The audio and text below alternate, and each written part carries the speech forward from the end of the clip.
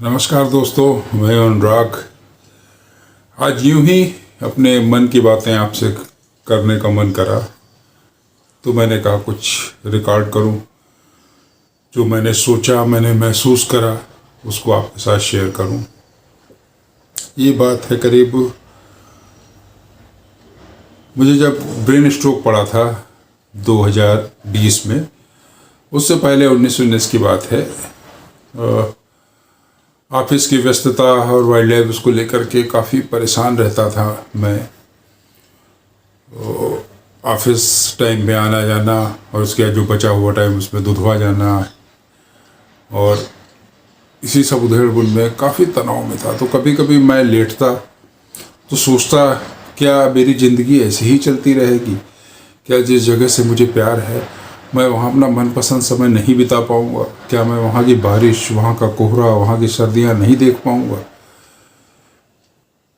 लेकिन इस बीच में जो भी काम करता था ईमानदारी से करता था, चाहे वो ऑफिस का कार्य हो, चाहे मेरा बच्चों का नेचर स्कूल हो। मैं बच्चों के लिए बिल्कुल समर्पित था। बिल्कुल ये सोचता था इन बच्चों के लिए मैं क्या कर दूँ। जब जब मुझे मौका मिलता मैं अपने सामर्थ्य से ज़्यादा उनको करने की कोशिश करता। तो एक तरीके से मेरी ये पूजा थी। इसी सबको देखते हुए लेटे लेटे मैं सोचता कि ईश्वर, आपने क्या सोच रखा? क्या मेरी ज़िंदगी ऐसे ही बीतेगी? मैं ऑफिस के तनाव और दुधवा के दौड़ भाग में ऐसे कि अपनी ज़िंदगी इस तरीके से मैं नहीं कभी जी पाऊँगा। मुझे कुछ वक्त ऐसा दे दें कि मैं अपनी ज़िंदगी जीऊँ, अपने उसमें रहूँ। यही सब चल रहा था कि अचानक एक दिन मैं ऑफिस से आया, काफ़ी थका हुआ था।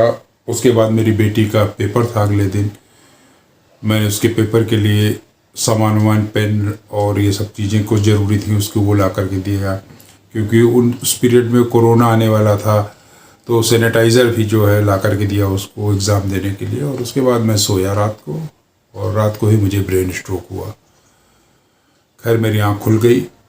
स्ट्रोक के समय मैं गाड़ी ड्राइव करता हुआ डॉक्टर के पास ले गया। उन्होंने 2 गोलियां मुझे चूसने के लिए दी, जिसके बाद मुझे अटैक आया। तो हॉस्पिटल में बताया गया मुझे कि जो आपने वो दवा ले ली थी, उस दवा की वजह से क्लॉटिंग नहीं होने पाई, आपका खून पतला हो गया था, तो आप रिकवर हो जाएंगे, आप जल्दी ठीक हो जाएंगे। हॉस्पिटल में 6-7 दिन रहने के बाद मैं डिस्चार्ज होकर के घर आया। दीवार के सहारे दीवार पकड़ पकड़ के चलता था। तो मैंने सोचा कि हे ईश्वर, मैं तो क्या मांग रहा था, कैसे क्या हो, और ये क्या हो गया अचानक से। मैंने तो सोच रहा था कि कैसे अपनी ज़िंदगी जीऊँ, अपनी खुशियाँ पूरी करूँ, और ये तो उसका बिल्कुल उलट हो गया। अब मुझे तो लगता है कि मैं अपनी जगह दुधवा पे कभी जा ही नहीं पाऊँगा। ये सब सोच करके मैं काफ़ी डिप्रेस हो गया। लेकिन फिर मैंने कहा कि नहीं, इसमें ज़रूर कुछ ना कुछ बेहतरी ज़रूर होगी।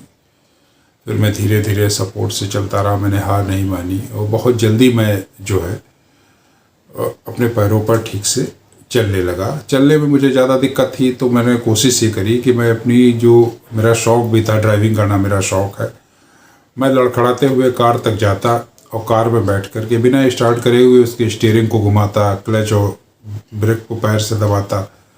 मुझे लगा कि अब मैं इसको ठीक से हैंडल कर लूँगा। तो मैंने कार स्टार्ट की और धीरे से एक चक्कर लगाया। वो मुझे कॉन्फिडेंस आ गया कि अरे कार तो मैं चला सकता हूँ। उस समय कोरोना का पीरियड था, तो रोडों पे भीड़ भाड़ भी बहुत कम हुआ करती थी। तो मैंने 1-2 दिन प्रैक्टिस करके मतलब भर की कार चलाना सीख ली। बैक करने में दिक्कत होती थी, तो आराम से गाड़ी को ड्राइव करता था।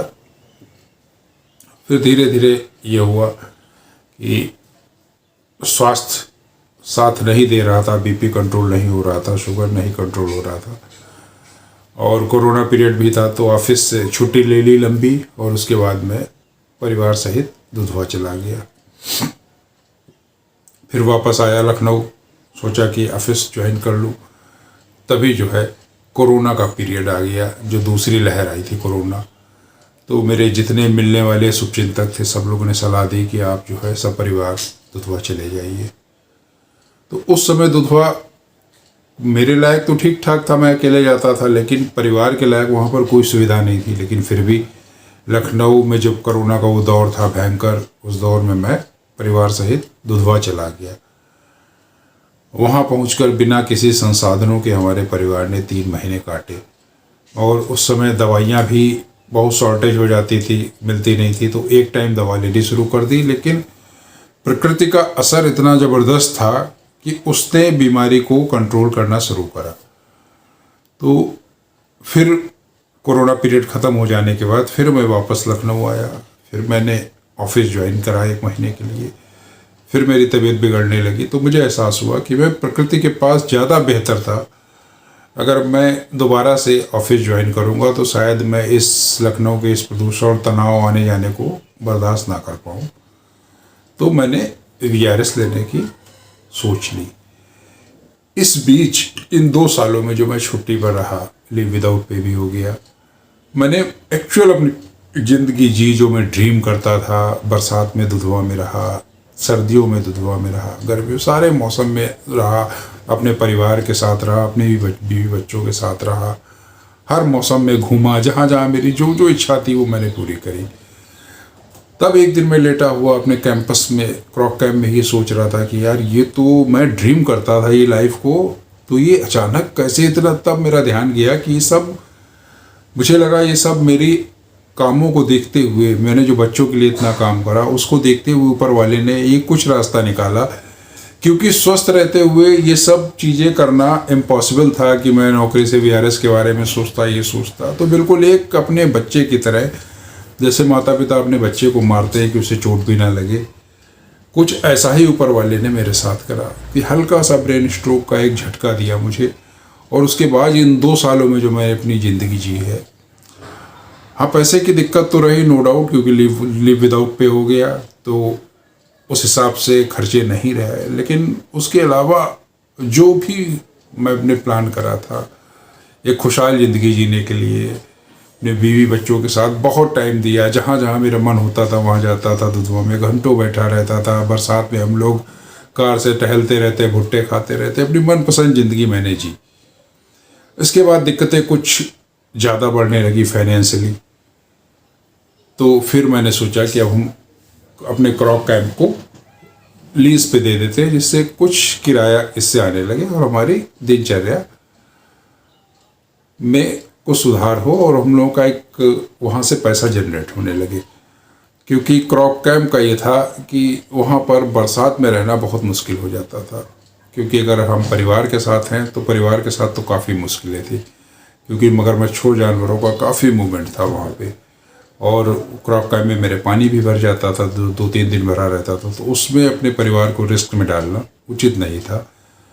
और मेडिकल फैसिलिटी के भी हिसाब से थोड़ा सा वहाँ पर दिक्कतें थी, क्योंकि 1-2 बार रात में दिक्कत हुई तो फिर मुझे लखनऊ ही आना पड़ा। तो ये सब कुछ सोचते हुए दिमाग में ये बात चल रही थी कि अब क्या करा जाए, कहाँ से ठुआ जाए। तो शहर में तो मैं रह नहीं सकता था, मैं रह सकता था तो जंगल के पास ही। तो दूसरा ऑप्शन मुझे पीलीभीत समझ में आया। पीलीभीत खुद में भी एक ठीक ठाक शहर है, बड़ा शहर है, और उसके पास बरेली है जहाँ पे सारी मेडिकल की अच्छी सुविधाएं हैं।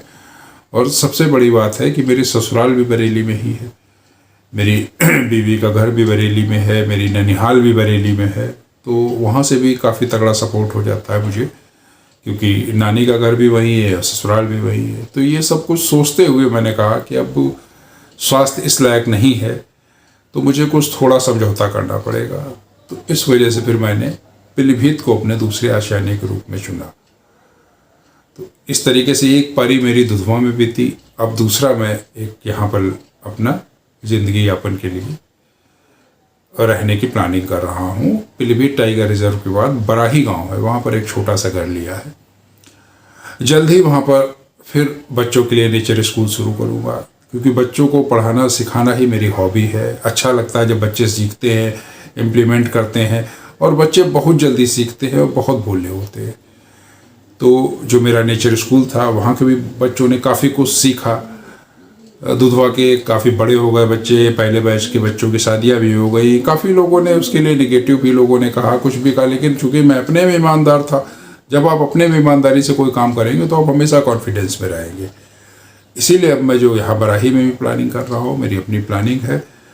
पहले नवंबर से स्टार्ट करने का था, फिर 1 दिसंबर हुआ, लेकिन फाइनेंशियली स्थिति ऐसी नहीं बन पाई कि हो पाए।